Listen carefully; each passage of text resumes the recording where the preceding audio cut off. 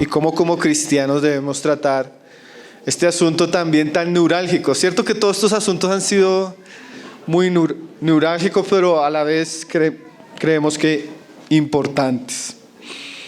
Entonces mire lo que dice Salomón, el sabio Salomón, en relación al adulterio o la infidelidad en el ámbito matrimonial. Dice: mas el que comete adulterio es falto de entendimiento, corrompe su alma el que tal hace.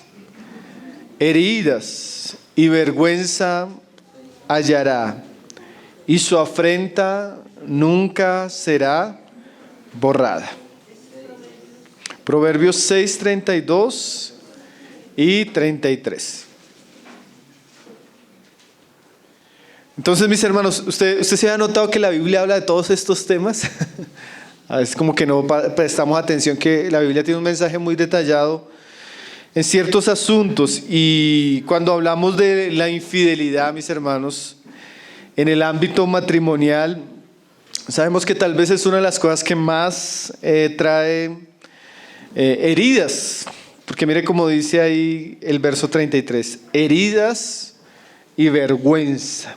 Entonces, hay pecados de pecados, hermanos, pero hay pecados que atentan en un sentido contra cosas que son muy sagradas. En este contexto, el matrimonio es un pacto sagrado. Entonces, la infidelidad en el matrimonio es un acto, pues, que primero es un pecado grave contra Dios, es un pecado grave contra nuestro cónyuge, es un pecado grave contra nosotros, es un pecado grave contra nuestros hijos. Y es un pecado grave contra el Evangelio, porque el Evangelio nos enseña que nosotros debemos dar nuestra vida por nuestras esposas. Y cuando una persona comete este acto de falta de sabiduría, no solo no está amando a su esposa, sino que está violando el mandamiento que recibió de Cristo de honrarla, de cuidarla. Y esto generalmente trae muchas heridas. Yo creo que tal vez no existe una herida mayor que alguien puede hacerle a otro en el vínculo matrimonial que la infidelidad. Es un agravio gravísimo y Dios lo toma como algo directo. Si ustedes van ahí a Malaquías, usted va a ver esas dos cosas. Cómo Dios toma ese agravio hacia él y cómo Dios se pone a favor de aquella persona que sufrió el agravio por la tristeza que esto trae. Malaquías 2, verso 13 y 14 dice, hablándole a los sacerdotes de aquellos días que habían caído en estos pecados. Los sacerdotes de aquella generación tomaron muy en poco su compromiso en el pacto matrimonial. Fueron infieles a sus esposas, dejaron a sus esposas, se estaban casando con mujeres extranjeras. Entonces el matrimonio estaba siendo fracturado. Y lo tremendo era que eran los sacerdotes, ¿no? Los que enseñaban la ley, los que enseñaban la palabra. Y dice, verso 13, y otra vez haréis cubrir el altar de Jehová de lágrimas, de llanto y de clamor. Así que no miraré más a la ofrenda para aceptarla con gusto de vuestra mano. Mas diréis, ¿por qué? Porque Jehová ha atestiguado entre ti y la mujer de tu juventud, contra la cual has sido desleal, siendo ella tu compañera y la mujer de tu pacto. Entonces este pecado pues nos muestra dos cosas. Uno, la tristeza que trae el adulterio, porque ustedes dicen ahí, ellos hicieron cubrir el altar de Jehová de lágrimas y llanto. Siempre, hermanos, que hay una infidelidad, siempre hay lágrimas, siempre hay llanto, siempre hay dolor, siempre hay vergüenza, siempre hay decepción, se quiebra la confianza, se quiebra el respeto, y eso produce que el altar, que debería ser un altar donde hubiera oraciones, cánticos, alabanzas, trae tristeza. Basta visitar el hogar de una persona que está pasando por esta situación para ver qué produce el adulterio. Hermano, basta ver a veces iglesias que están en un tiempo lindo, pero llegó el pecado y los hermanos no velaron, y cómo ese ambiente de edificación se volvió un ambiente de tristeza, de dolor, de decepción. Porque el pecado trae muerte, hermano, pero hay pecados de pecados. Y este pecado de por sí es un pecado que produce que la casa de Dios, el altar de Dios, se llene de lágrimas y de llanto. No solo por la persona que sufrió la herida, el mismo que la cometió, después va a tener que lidiar con la vergüenza, la culpa, el arrepentimiento, los hijos que se ven involucrados. Es un asunto, hermanos, Dios nos libre, ¿cierto? Dios nos libre. Ahora, ¿cómo restaurar? Porque vamos a hablar de sanar este tipo de experiencias. Puede ser que algunos las hayamos vivido, puede ser que en el camino tengamos que encontrarnos con eso, puede ser que tengamos que dar consejería en estos asuntos. Entonces es bueno para la iglesia entender qué dice la palabra y cómo deberíamos comenzar a actuar en una situación así. Una situación de tristeza, una situación de falta de sabiduría, una situación de muchas consecuencias. Primero podríamos decir, hermanos, que poco se puede hacer cuando no hay arrepentimiento. ¿Qué quiere decir eso? Una infidelidad y el hombre no se quiere arrepentir, no quiere dejar a la mujer, él quiere seguir haciendo lo mismo. En ese tipo de circunstancias es muy difícil lo que se puede hacer. En ese tipo de circunstancias, algunas veces hasta hemos recomendado el divorcio, porque en la Biblia la única excepción para que haya un divorcio es esta, por causa de fornicación. Cuando la persona no se arrepiente, quiere seguir en el mismo camino. Nosotros entendemos que por la dignidad que Dios le dio a un hombre o a una mujer, ella no debería soportar una infidelidad de manera constante en el matrimonio. Porque es un agravio a la santidad del matrimonio. Es un agravio a la dignidad de la persona. Y en esos casos donde la persona que cometió el acto no quiere realmente abandonar el pecado, quiere seguir en el mismo camino, podría ser un camino o la separación o el divorcio. Pero no vamos a tratar ese tema aquí. Nuestra intención siempre debe ser que el asunto sea restaurado, pero para que haya restauración se requiere que ambas partes coloquen su parte para que esto se pueda llevar a cabo. Entonces vamos a ver lo que sería cómo restaurar en un caso donde llegue a suceder esta experiencia en una familia o en la misma iglesia. Entonces, como decíamos, el pacto matrimonial, hermanos, es una cuestión está basado en el respeto y la confianza. Lo más grave en esto es que se pierde el respeto y que se pierde la confianza, ¿sí? Entonces, para que estas cosas se recuperen, vamos a ver varias cosas que obviamente tienen que vivir las dos partes. Cuando hay una infidelidad, ambas partes tienen que ser pastoreadas. Tanto la persona que cometió el agravio como aquel que la sufrió. Ambos tienen que pasar por un tiempo de restauración, de pastoreo, de aconsejamiento. Y vamos a ver qué se podría aconsejar en una situación como esa. Entonces, bueno, vamos otra vez a Proverbios 28. Ya habíamos, creo que, mencionado este pasaje, pero en todo este tipo de pecados es muy necesario estas cosas. Entonces vamos allá a Proverbios 28, verso 13. Vamos a ver que lo primero que hay que buscar en esta situación, como consejeros, en pastoreo, cuando nos encontramos en esta situación, es importante que la persona que cometió el pecado lo reconozca. Parte del arrepentimiento de una persona que cometió ese pecado es reconocer ese pecado. Dice aquí: el que encubre sus pecados no prosperará, más el que lo confiesa. Hoy hemos estado usando mucho esa palabra confiesa, ¿no, hermanos? ¿Qué quiere decir esto en cuanto a la infidelidad matrimonial? La persona que pecó en esta área por falta de sabiduría, porque le dio lugar a la carne, porque jugó con el pecado, por lo que haya sido, esa persona tiene que saber que si Dios va a restaurar su matrimonio, ella tiene que confesar. Y esa confesión tiene que ser sincera. Esa confesión tiene que ser clara. Esa persona tiene que reconocer lo que hizo ante Dios, ante su pareja, y no minimizar, porque eso es una cosa que ya uno ve que va a impedir la restauración. Justificar, minimizar, desacreditar los sentimientos que está sintiendo su pareja. Eso ya nos muestran que la persona no está buscando una verdadera restauración. La verdadera restauración incluye el reconocimiento del pecado y la confesión del pecado. ¿Sí? Yo una vez estaba hablando con una pareja y yo tuve que decirle al hermano, usted tiene que en este momento reconocer que el problema no estuvo en su esposa, ni está en su esposa, sino en lo que usted hizo. Nada, hermanos. Nada justifica la infidelidad sexual. Nada justifica la infidelidad matrimonial. Nada. ¿Sí? Definitivamente, cualquier tipo de excusa, justificación muestra que la persona realmente no está arrepentida. ¿Y por qué decimos esto? Porque cuando una mujer o un hombre perdona rápidamente sin que la persona haya reconocido su pecado, es posible que esa persona vuelva a repetirlo. Es muy posible que esa persona vuelva a cometerlo.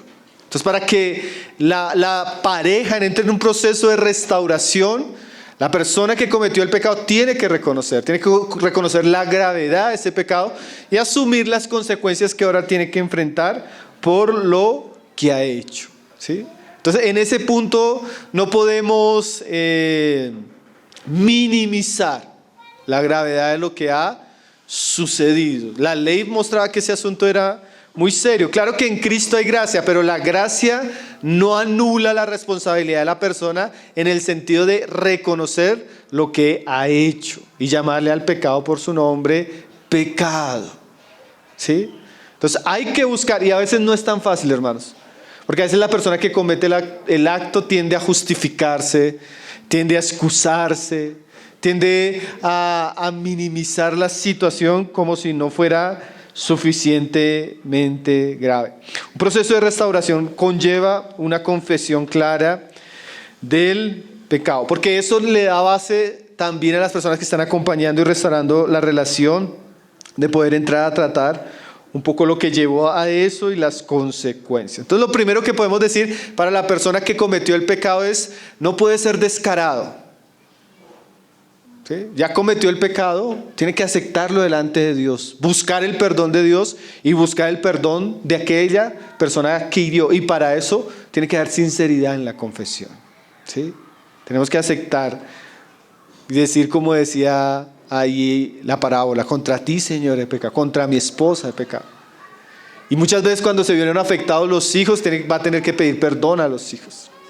Y muchas veces cuando se vio afectada la familia, la iglesia, en algún momento parte de esa restauración va a tener que tener una confesión. Eso es bien importante. Cuando las familias hacen como si no pasó nada, eso no trae restauración, hermano. Eso trae amargura, resentimientos, y eso guarda en el corazón. Y le da a la persona que cometió el pecado la oportunidad de cometerlo nuevamente.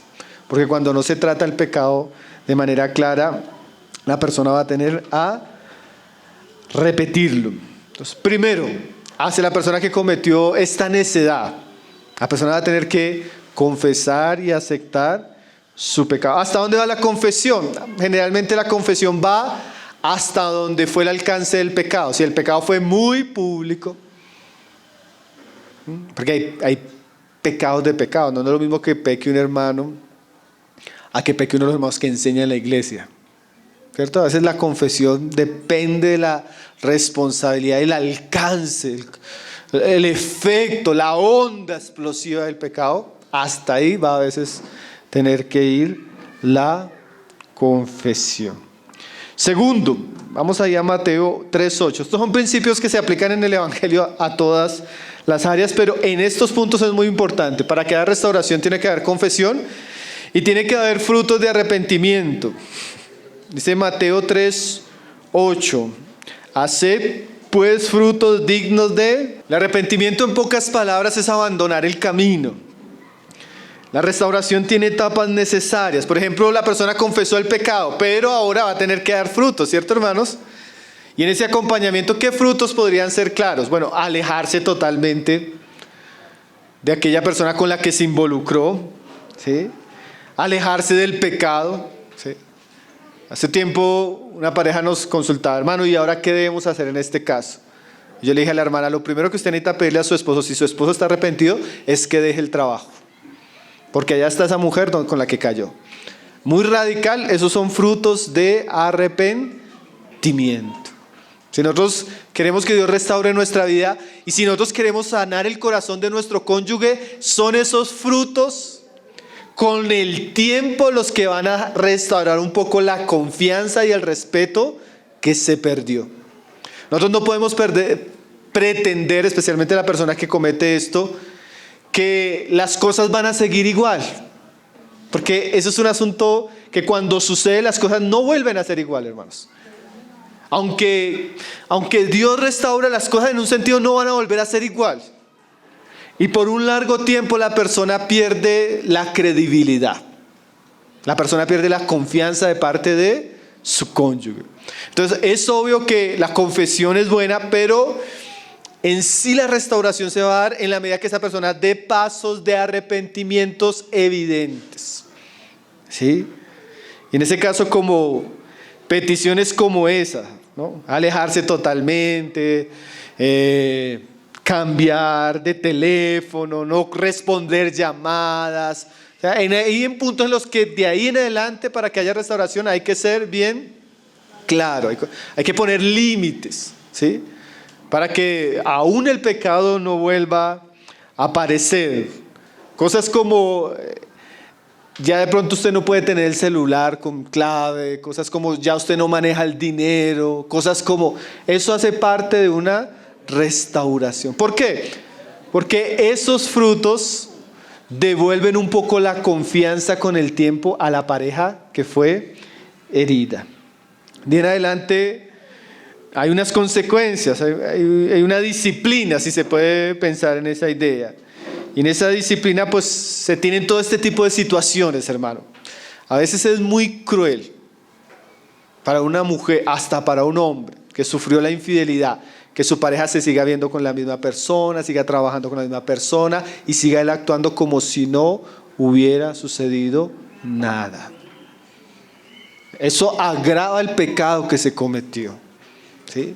Entonces nosotros debemos tener cuidado de no entrar. A veces nosotros queriendo restaurar, dañamos más a la persona que fue herida. Eso es algo que se hace mucho en este tipo de casos.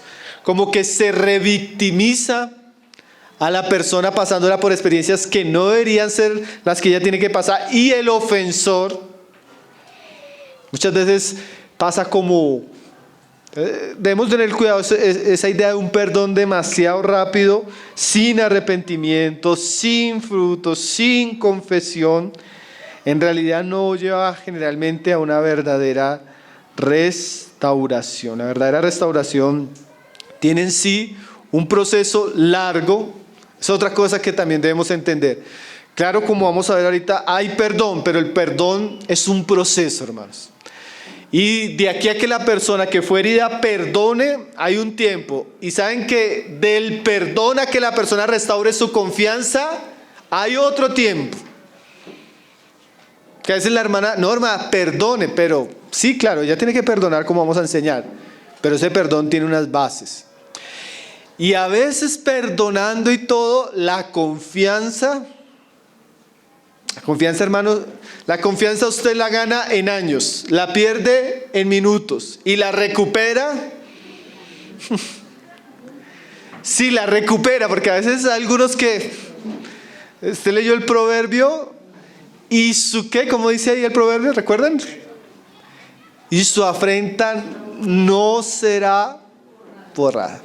A veces afrenta con el tiempo es borrada, porque la gracia es eso, pero no es borrada del todo.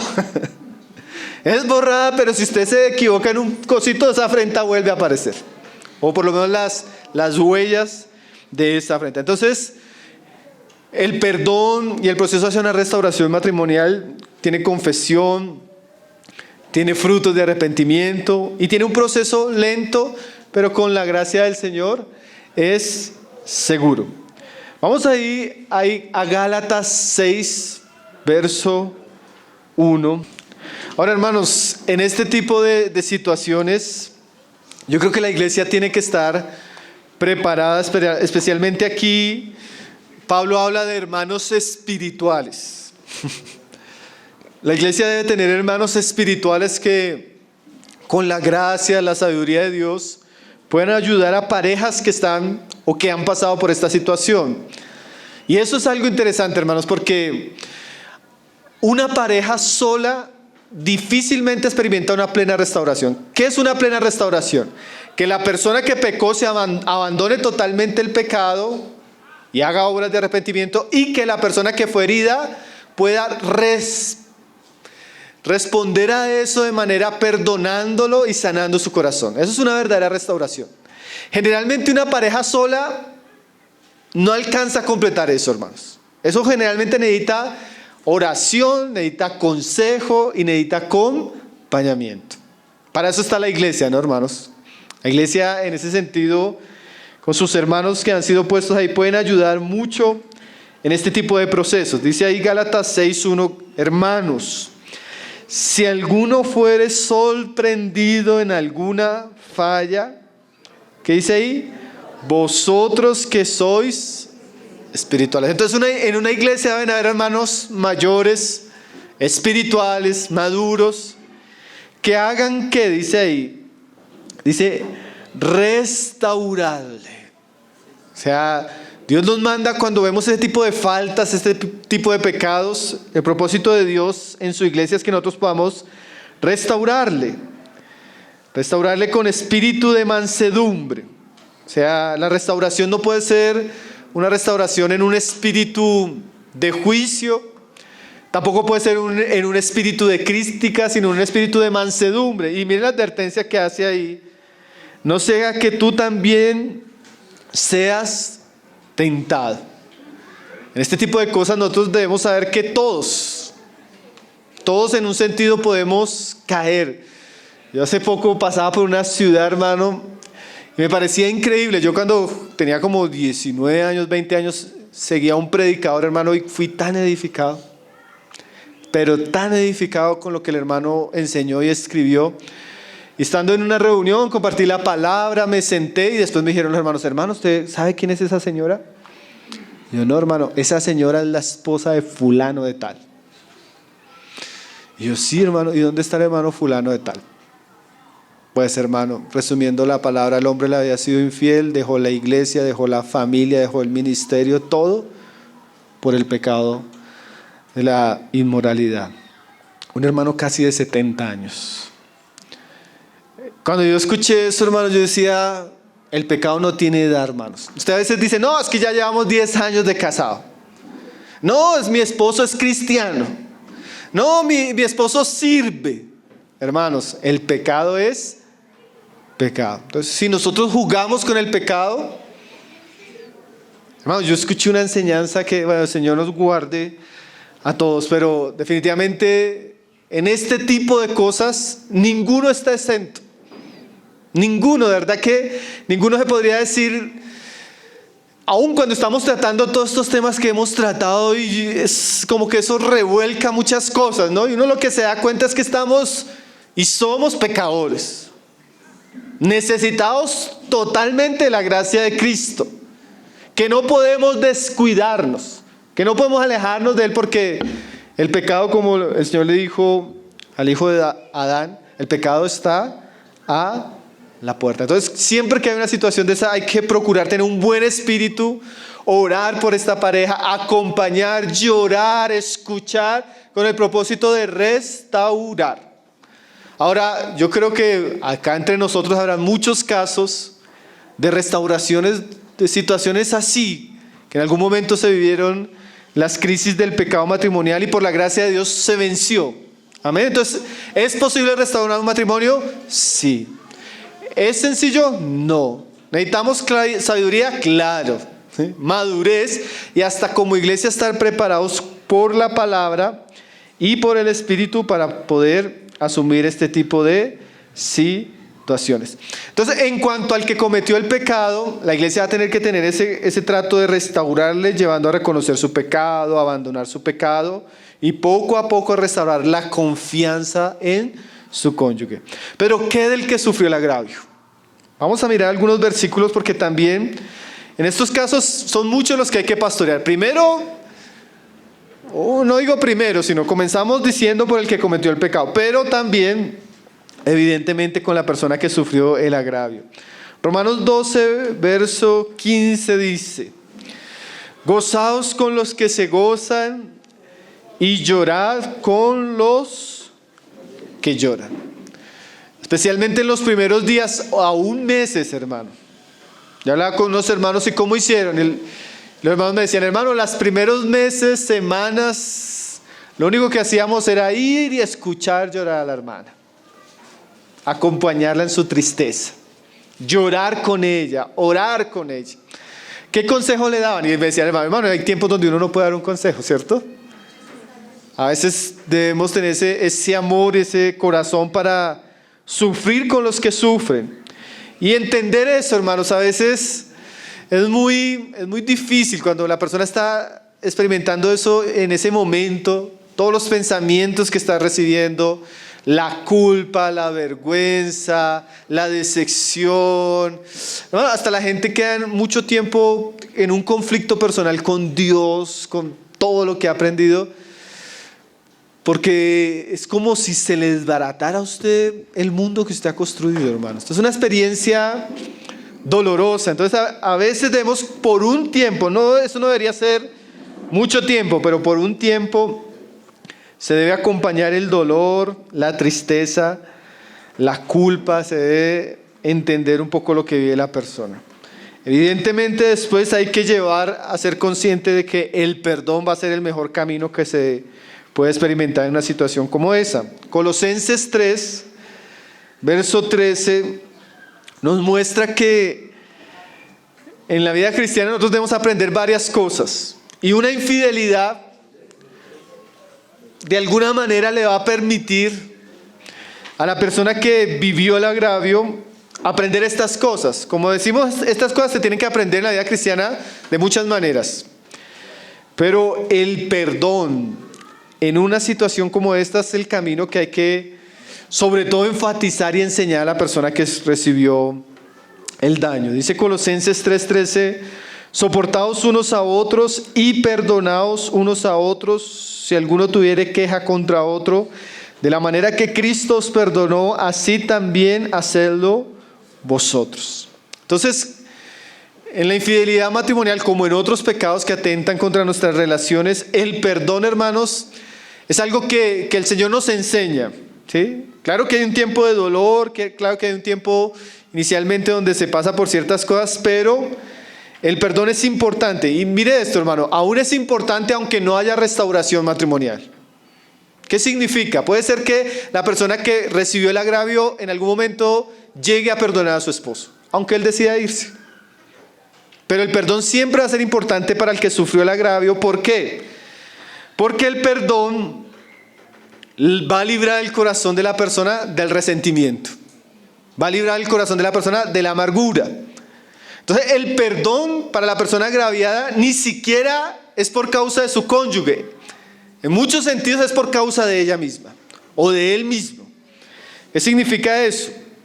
Cuando nosotros sufrimos un agravio y no perdonamos, alguien decía que nosotros estamos construyendo una especie de prisión en nuestros sentimientos. Y el más afectado en esos sentimientos va a ser la persona que no ha perdonado. Entonces, cuando Dios nos dice perdonen, como dice acá, perdónense unos a otros, en últimas, cuando nosotros perdonamos al otro, lo que estamos haciendo es limpiando nuestro corazón. ¿De qué? De amargura, de resentimiento, de rabia. Y esos sentimientos son malos, obviamente. Entonces, cuando Dios me manda a perdonar, el perdón es bueno porque el perdón, por un lado, va a sanar nuestro corazón. Jesús enseñaba que cuando nosotros oremos debemos decir: perdona nuestras deudas como nosotros también perdonamos. Entonces, de alguna manera es un ejercicio recíproco. Y así como decíamos en cuanto al pecado sexual, que es muy difícil que una persona venza el pecado sexual si no es por la gracia de Jesucristo, también podríamos decir que es imposible en términos naturales que una persona perdone a otro si ella no ha sido perdonada. Por eso dice Jesús, perdónanos de la manera que nosotros ¿qué? También perdonamos. ¿Y por qué nosotros perdonamos? Porque hemos sido perdonados. Entonces, como recibimos perdón, podemos dar perdón. Entonces, es difícil pedirle a una persona que perdone si no ha experimentado el perdón y el amor de Cristo. Decía un hermano en relación a esto, la relación entre sentirse perdonado y el poder de perdonar es la clave. O sea, en la medida que yo me miro a mí mismo y veo que Dios me perdonó habiendo hecho todas las cosas que hizo y tuvo misericordia y me amó y me siento amado por Él, en esa misma medida yo estoy siendo capacitado para perdonar a otros. Por eso para el cristiano perdonar en un sentido es sencillo, porque él por ende ha sido perdonado, entonces puede perdonar. Entonces cuando una persona sufrió esta herida, una herida pues claro que dolorosa, una herida triste, lamentable, en algún momento esa persona solo tiene un camino, hermanos: o perdonar o durar amargado toda su vida. ¿Sí? Y eso hay que enseñárselo a las personas. Yo escuchaba un testimonio en estos días de un caso triste, hermanos, en una pareja de la iglesia. Y ella se entera, la llaman, que él le había sido infiel. Ella lo confronta y él lo niega. Y ella le vuelve a decir, dígame la verdad, delante de Dios, ¿usted hizo esto? Y él le dice, sí. Ella dice que salió corriendo a llorar al patio. Ella dice que ella tuvo como una especie de visión, ¿no? Ella lo vio a él botado en el piso así sucio, como un vagabundo, miserable.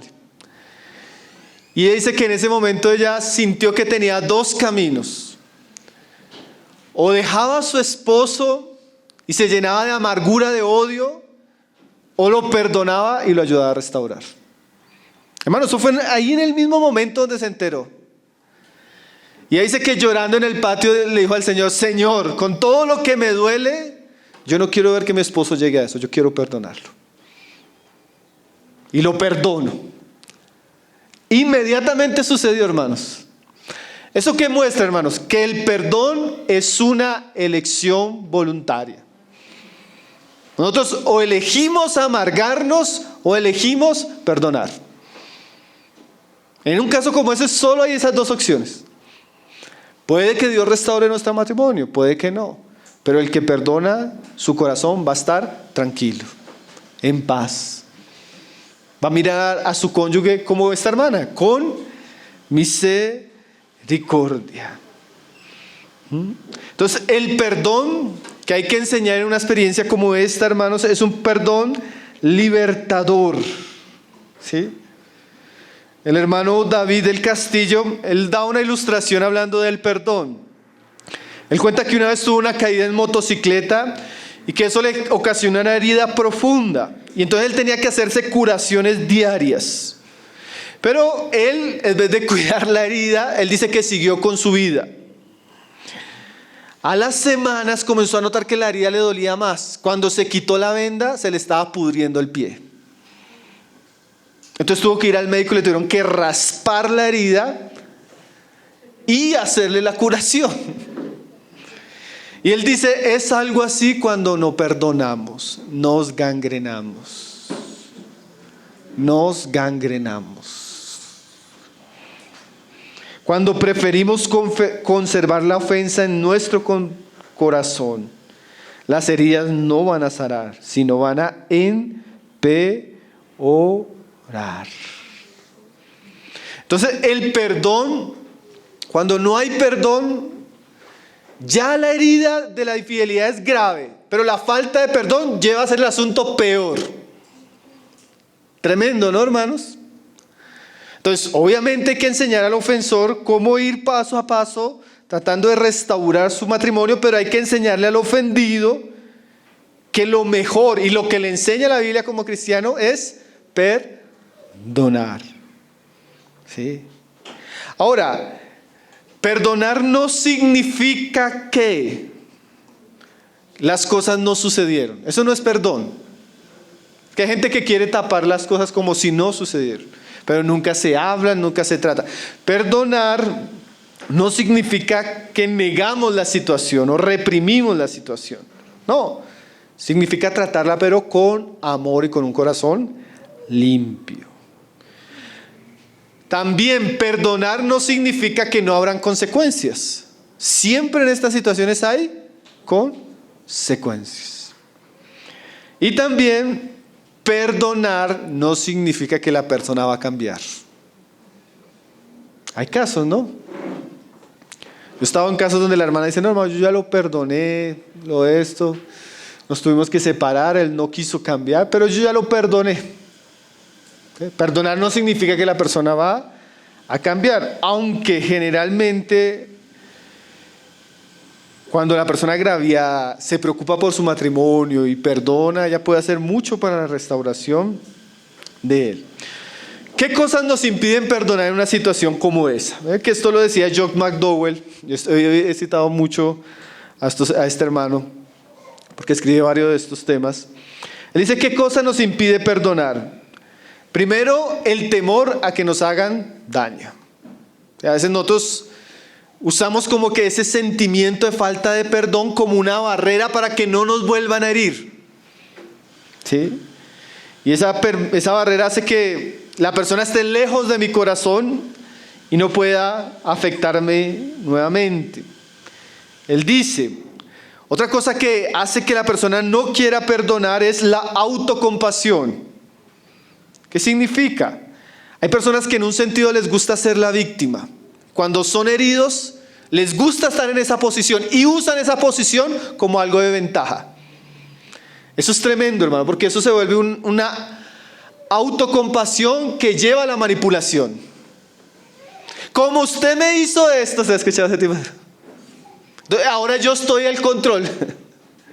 Entonces, se usa ese sentimiento de lástima personal como algo que le da ventaja en el matrimonio. Y a veces nosotros somos así, ¿no? Nuestro corazón es tan engañoso que hasta uso eso como una herramienta que siempre, generalmente cuando la persona queda en esa situación y siguen conviviendo, él queda con una ventaja. Entonces, como tú hiciste esto, entonces yo uso eso, por eso no perdono. ¿Sí? Por eso no sano en esta área, porque eso me va a ayudar a poder tener el control de ciertas situaciones. Otra razón que nuestro hermano menciona que por qué no perdonamos en este tipo de situaciones es porque de alguna manera queremos retribuir lo que hicimos. Entonces, la falta de perdón es como una especie de venganza constante. ¿Sí? Yo siempre tengo la oportunidad y lo hago sentir mal. ¿Sí? Yo siempre tengo la oportunidad y le recuerdo. Yo siempre tengo la oportunidad. Entonces, es como un instrumento de odio y de rabia que usa la persona para desquitarse de aquel que lo hizo. Hermanos, pero debemos pensar si esos sentimientos son buenos en un cristiano. ¿Será que Dios se agrada de eso? Obviamente que no, ¿cierto, hermanos? Pero a veces la falta de perdón es por eso. En otros casos, nuestro hermano dice algo todavía más tremendo. Hay personas que en un sentido aman la amargura. Les gusta vivir con amargura. Se deleitan en el resentimiento. Por eso no perdonan. ¿Se ha visto esas personas? Hay familias que toda la vida viven juntos, pero siempre hay amargura, siempre hay odio, siempre hay rencor. Lastimosamente a veces no perdonamos porque tenemos esa inclinación, que obviamente es una manifestación de falta de amor de Dios. Entonces, el perdón es el camino inicial para aquel que sufrió la herida. En algún momento, la palabra, Cristo, el consejo siempre nos va a llevar, primero que todo, a tener paz en nuestro corazón. En la medida que podemos perdonar, ahí podemos darle lugar a que con el tiempo la confianza se vaya restaurando. Porque igual, no es lo mismo perdón a confianza. El perdón es gracias a la obra de Cristo. La confianza se restaura en base al proceso de restauración que está llevando la persona que pecó. Ahora, hermanos, siempre la restauración va a ser lo mejor de un matrimonio. ¿Por qué? Porque en últimas Dios nos ha dado como cristianos el ministerio de la reconciliación. Dios quiere que nos reconciliemos, Dios quiere que nos restauremos. Y hermanos, yo he conocido matrimonios viajando, sirviendo, que en algún momento los matrimonios abren su corazón, cuentan sus experiencias. Y yo llego a pensar, oiga, este matrimonio que sufrió esta situación tan difícil, ¿cómo Dios lo está usando ahora de manera tan maravillosa? Entonces pienso, ¿cómo se hubiera perdido esas bendiciones si los dos no hubieran estado dispuestos a restaurar? Entonces, siempre el camino de la restauración es el mejor, es el que la palabra promueve, es el que el amor de Dios nos lleva. Siempre hay que llevar a la persona a pensar, no lo que se está viviendo ahora, hermano, sino lo que viene. Yo hablaba hace poco con una persona y le decía, porque me decía de una manera como hasta osada, pues me voy, me divorcio. Yo le decía, hermano, usted no sabe qué es vivir solo. Y después de que usted ha vivido casado, usted no sabe lo que es envejecer solo. Hermano, nosotros hemos tenido hermanos que son amados, pero por las situaciones tuvieron que divorciarse, tuvieron que vivir unas cosas. Hermano, y la persona que después de haber tenido una estabilidad matrimonial entra en esta experiencia, queda en una especie de limbo. Es una situación rara, hermano. Él no encuentra, su vida cambia, su relación cambia, su estabilidad cambia, una cantidad de cosas. Para un cristiano entrar en esa experiencia, hermano, no es tan recomendable. Es en los casos excepcionales.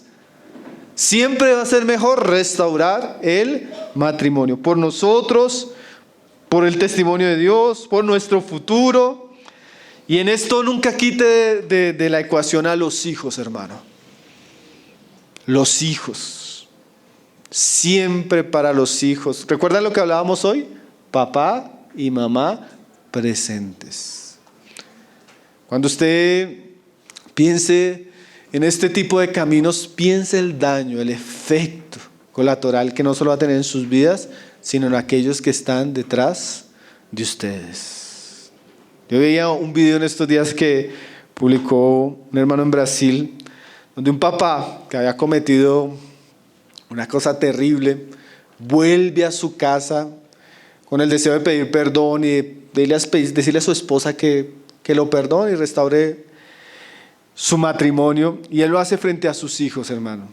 Y usted verá cómo el niño pequeño comienza a llorar y a gritar de alegría, hermano. Es una escena la escena es muy dramática, como usted ve al niño alegrarse y llorar al ver a su papá pidiendo perdón. Y después sus hermanas y todo. Entonces, hermanos, a veces después de una tristeza profunda, Dios puede restaurar. Y siempre la restauración va a ser lo mejor para la vida familiar. Entonces, siempre debemos caminar en pos de este asunto. Hermanos, algunos consejos finales, sobre todo para aquellos que somos casados. La palabra dice así: el avisado ve el mal y se esconde. La infidelidad matrimonial, mis hermanos, uno no calcula los daños, hermano. Entonces, como cristianos, como esposos, nosotros debemos estar alentar a los peligros y evitar los peligros. Alguien decía que cuando se habla de infidelidad en el ámbito matrimonial, siempre por lo menos que la persona con la que se fue infiel se ha interactuado un mes antes de la infidelidad. Por lo menos. Generalmente es mucho más. Pero en ese mes uno ya debió haber visto señales que son muy peligrosas. Entonces yo quiero notar algunas señales para que usted en algún momento, si como casado usted experimenta esas señales, usted tenga cuidado. Porque esas señales ya son evidencia de que usted está siendo tentado. Primero es tener sentimientos hacia una persona que no es su pareja. Hermano, cuando usted comience a sentir eso, ese vacío en el estómago. Eso cuando sentíamos cuando éramos novios, ¿se acuerdan? Esas cosquillas. Por alguien que no es su cónyuge. Eso ya es una señal muy peligrosa. Sea un compañero de trabajo, un hermano en la iglesia. No, esa señal ya le debe advertir a usted que usted está en un camino peligroso. ¿Qué otra señal? Usted busca excusas para pasar tiempo con esa persona. Busca excusas para llamarla, busca excusas para irse con ella a coger el transporte, busca excusas para trabajar más con ella. Y usted en su corazón sabe que está haciendo algo que no es normal. Cuando usted esté haciendo eso, algo, hermano, tenga cuidado. Ya ahí esos ya son señales de verdad peligrosas. Generalmente las aventuras románticas comienzan con ese tipo de detalles. Querer llamar la atención de esa persona. Que se viste de cierta manera, que actúa de cierta manera, que mira de cierta manera. Esos son ya señales que usted está buscando. Como dice la abuelita, lo que no se le ha perdido. Y lo terrible es que si usted busca, encuentra. Cogerá al hombre fuego en sus manos, dice la palabra, ¿y qué? Y no se quemará. Hermano, otra señal, dice mi esposa, confiancitas. Tocarse, abrazarse. Ese tipo de contactos inusuales, innecesarios, que se debería tener únicamente con su pareja. Eso, hermanos, de verdad que cuando ya están entrando esas cosas, ya quiere decir que el corazón está fantaseando. ¿Sí? Conversaciones de tipo románticas. Hermanos, alguien decía que para una mujer una conversación romántica es como para un hombre una imagen de un desnudo. Usted como hombre, usted comienza a tener ese tipo de conversación de cosas románticas con una mujer, el estímulo para ella es grandísimo. Como si usted estuviera viendo una mujer desnuda. Porque la psicología de la mujer es diferente a la del hombre. Entonces, conversaciones románticas. Otra cosa, hermanos, con estas vamos llegando al final. Este tipo de pecados siempre se practican bajo una cortina de mentiras. Siempre es así. Cuando usted comienza a decir mentiras para ocultar algo en relación a esa persona. Estaba sobrio, no estoy hablando con nadie, me tocó trabajar de más. Y usted comienza a eso, hermanos, son señales que usted va por un camino peligrosísimo. Y generalmente eso va acompañado de un distanciamiento de su cónyuge. Hermanos, el pecado sexual es muy grave, hay que evitarlo. La Biblia dice, huid de la fornicación. El Señor nos ayuda a guardarnos en esa área y nos dé también sabiduría para poder ayudar a aquellos hermanos que han vivido este tipo de experiencias. El taller que tenemos, yo estaba pensando, para dar un tiempo de pronto que no quedemos tan apretados, de entregárselo para que ustedes lo lleven. Este taller es diferente. Nosotros en la iglesia hemos notado, hermanos, por algunas experiencias ya tristes que hemos tenido, que tal vez como iglesia no hemos hecho lo suficiente para acompañar algún tipo de problemas familiares que ya hemos notado y hemos sufrido como la pérdida por no haber hecho un trabajo un poco más concienzudo. Entonces, el último taller, en últimas, lo que queríamos era dar la oportunidad, si alguna pareja está viviendo algún tipo de crisis, de poder tener un tipo de consejería personal con esa pareja en los tiempos que el Señor nos permita tener. Entonces, el taller es más como para hablar un poco del tema que hablamos y de pronto que algunas parejas tengan la oportunidad de acercarse y podamos tener una consejería un poco más formal. Yo creo que en la iglesia hemos tenido consejería, siempre que estamos viendo cosas tratamos de ayudar, pero ya no una consejería tan seria y tan constante, que implique responsabilidad de parte de nosotros como iglesia y que implique responsabilidad de ustedes como pareja. Porque a veces solo vienen cuando ya están, cuando ya nos van a contar que ya has pasado los papeles de divorcio. No es la idea. La idea es poder ayudar, acompañar y que sea un asunto de ambas partes. Eso requiere tiempo, por eso queremos hacerlo un poco más, no sé si usar la palabra formal, pero también para poder acompañar un poco más seriamente a nuestros hermanos. Entonces el taller se los vamos a dar, se lo van a llevar y los que especialmente quieran tener un tiempo de consejería que vamos a abrir en la iglesia de comunión para los hermanos, los matrimonios que estén pasando por eso, nos lo pueden entregar después en las próximas reuniones. Vamos a orar, hermanos. Vamos a orar, dar gracias al Señor. Padre, te damos gracias, Señor, por tu palabra, por estos temas, Señor, por estos asuntos que tú estás abriendo para nosotros. Creemos que tú tienes las llaves de la sabiduría, Señor. Tienes las llaves de los tesoros de la sabiduría escondidos en Cristo Jesús, Señor. Y especialmente en todos estos temas que estamos tratando juntos, Señor, queremos crecer en tu sabiduría, en tu entendimiento, en tu revelación, Señor. Sobre todo para poder crecer también como hijos tuyos, para poderte servir, para tener matrimonios sólidos, estables y llenos de tu gracia, Señor.